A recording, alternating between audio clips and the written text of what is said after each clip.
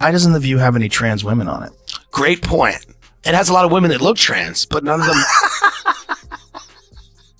It has a lot of second and third takes. After a drink, you go, huh?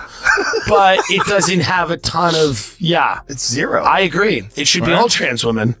It's not even that. In The View, you don't need to find Trumpers. You need to fire your race baiters. Yeah. You need to fire the two races. You've had people. You had a McCain on there.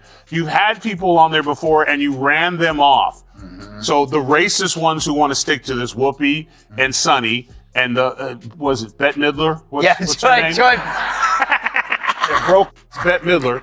One, it began like any other morning on daytime television, easy chatter, political zingers, and the usual round of self-praise. But beneath the polished smiles, tension simmered. Overnight, a clip of Tyrus and Joe Rogan torching The View had exploded across social media. By the time the cameras rolled, every host walked onto the set like a soldier marching into battle. This wasn't about left versus right. It was about reputation. The gloves were off. Tyrus didn't hedge or hint. He went straight for the throat. Saying aloud what millions had been muttering for years, The View had morphed from a talk show into a partisan echo chamber. Rogan backed him up with clips, quotes, and context, receipts the mainstream had conveniently ignored. When the segment hit feeds, the internet didn't scroll past. It detonated. The hosts could feel it. Fake laughter couldn't hide the fury. Whoopi rolled her eyes so hard the audience winced. Sonny's jaw tightened. Joy tried a punchline and missed by a mile. Suddenly, it wasn't entertainment anymore. It was exposure.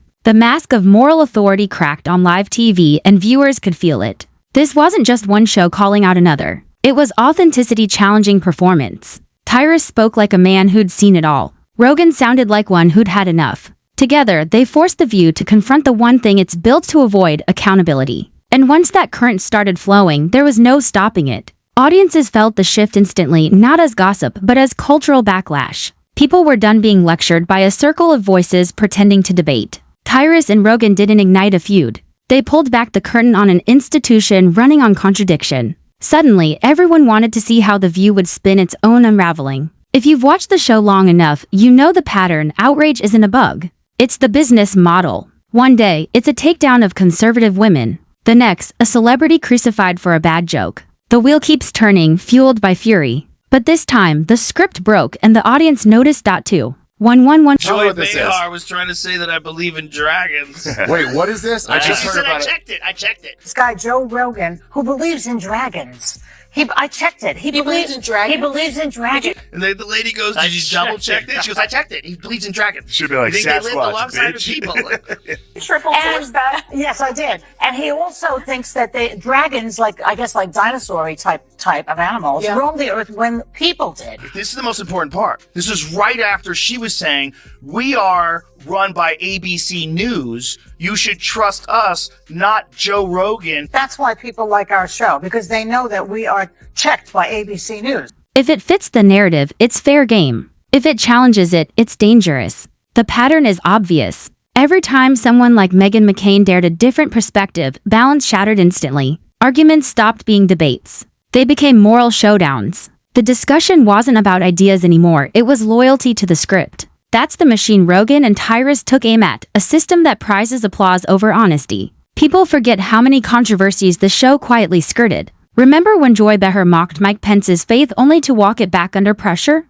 Or when Whoopi Goldberg's take on historical persecution got her benched? Each time, the playbook stayed the same: deny, deflect, repeat. The View doesn't survive by learning from mistakes. It survives by erasing them. That hypocrisy Rogan hits straight on. The show preaches compassion while pushing away dissent. It talks about unity while slicing the audience into camps. It calls for accountability, just never from its own table. The double standard isn't accidental. It's structural. The outrage is choreographed, the morality scripted. Rogan and Tyrus recognized what producers don't. Viewers have grown smarter. They can spot authenticity from a mile away. They're tired of prepackaged virtue disguised as conversation. The View lost its grip the moment applause became more important than truth. And yet, the loop continues: viral spat, edited sound bites, social media victory laps, quiet fades. Then the cycle repeats. 3-1. You know what Joe Biden could do since he is presently president? He could throw every Republican in jail. You just need to see how unhinged this kind of thinking is. It's so on TV. crazy. She said on television. The fact that she says that so confidently. If you're willing to let Donald Trump use presidential immunity, that means Joe Biden could just go crazy and arrest all the Republicans. Fire them and bring people in. Maybe you could get McCain to come back. She was a Republican, but every show and every break, she was nearly in tears because she was being attacked. So the problem is that you have to go after the racist people. And if the CEO goes, you know what? I'm not going to allow a woman on my show or man that will go after white America and talk about them like dogs. That doesn't represent our ideals or values for anyone. Iris. CHALLENGED. That cycle head on. The reaction wasn't just agreement. It was vindication. The View isn't merely another talk show. It's a flagship of elite media culture that preaches instead of listens. The controversy Rogan spotlighted wasn't an isolated flare-up. It was a mirror reflecting years of curated outrage and partisan comfort. That mirror, turned outward, revealed everything they'd hidden from the audience. When Tyrus appeared on Fox and unleashed his viral critique, it wasn't bluster. It was precision. He said, "They call it The View, but there's only one view allowed." That line hit like an explosion in a quiet room. The clip tore through social media, capturing what millions felt but couldn't articulate. Rogan amplified it on his podcast, calling the show a scripted morality play. A cultural tremor followed. You could almost hear the View's control room in crisis. The next broadcast opened with brittle jokes. Joy cracked a jab about keyboard warriors. Whoopi waved it off, but the laughter fell flat. The tension hummed beneath the lights. That humor always precedes reckoning. Then Sunny Hostin fired back, accusing conservatives of manipulating clips to sow division. The audience groaned.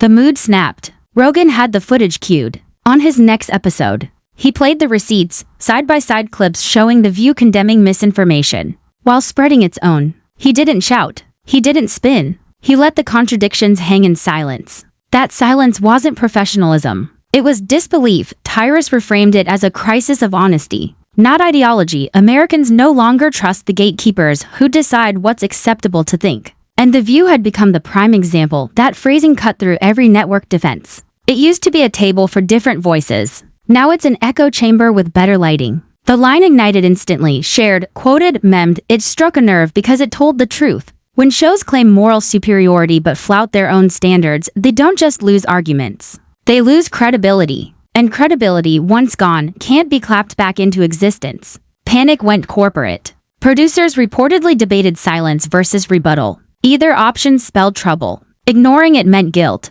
Fighting back meant feeding the storm for one. Well, it is the show that people love to hate.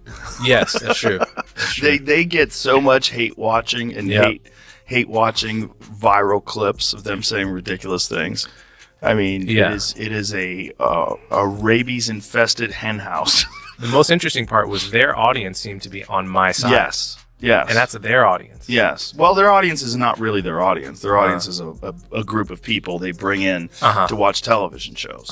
That moment marked more than a viral clip. It was a seismic shift in influence from corporate studios to independent voices. Rogan never claimed moral superiority. That humility made him dangerous. When accused of punching down, he just laughed. They're the biggest daytime show on national TV. I'm one guy with a mic. That unpolished logic rattled critics. He embodied the unfiltered public voice, something The View couldn't out-talk or outstage. Later, when Tyrus appeared on Fox to weigh in on Rogan's segment, their alignment was effortless. No coordination. No scripts, just two commentators cutting through the same facade, media hypocrisy. Selective virtue, performance of inclusivity. Together, they created a message no press statement could bury. The internet judged fast. Authenticity won. Cue cards lost. Inside ABC, tension boiled.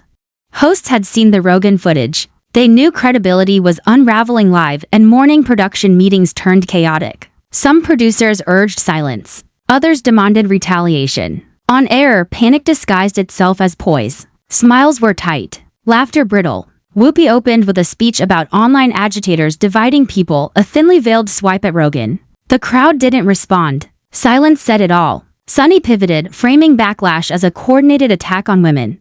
That spin imploded when Joy muttered under her breath. But weren't we the ones who started talking about him first? They won't fire her over that. Yeah. She'll have an opportunity tomorrow to come on and fix it. Will she? She won't. But that's the thing about this country.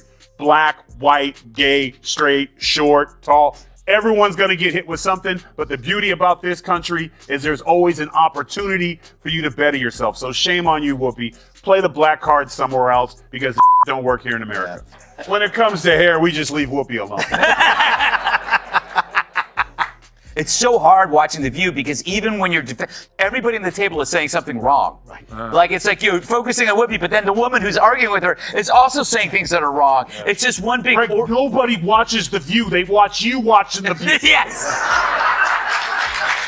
The crowd laughed nervously. Awkwardness said it all. Behind the scenes, producers were split. Some urged silence. Others demanded retaliation. What followed was a cobbled-together segment on media integrity. Transparent self-preservation that sounded more panicked than poised. Whoopi accused Rogan and others of profiting from tearing women down. The internet was already resurfacing her old clips, mocking female politicians. The contradiction was impossible to ignore. Tyrus pounced. On his next Fox appearance, he played the current outrage beside past laughter. No commentary needed. Hypocrisy spoke fluently. Clips dismantled illusions, The View laughing at others, then raging when the mirror turned inward. It wasn't political. It was psychological. The show's credibility devoured itself. Rogan, never one to waste irony, quipped, "If your first instinct to criticism is to crisis." Maybe it hit closer than you want to admit. That line detonated online. It wasn't cruelty. It was precision. By week's end, public ridicule outpaced anything The View could control.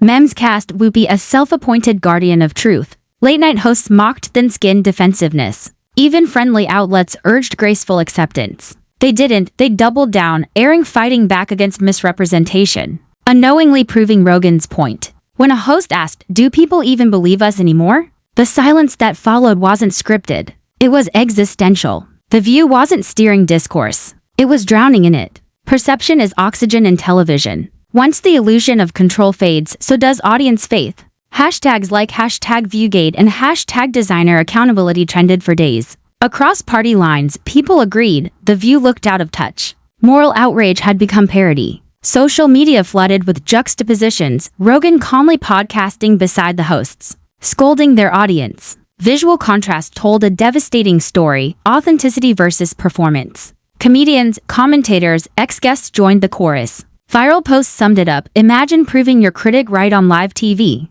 Millions shared it before ABC PR could react. Instagram flooded with backlash from its own fans. Applause became revolt. Meanwhile, Rogan's and Tyrus's audiences ballooned. Clips became rallying flags for truth over theater. It wasn't about personalities. It was about trust. People chose candor over choreography. By W.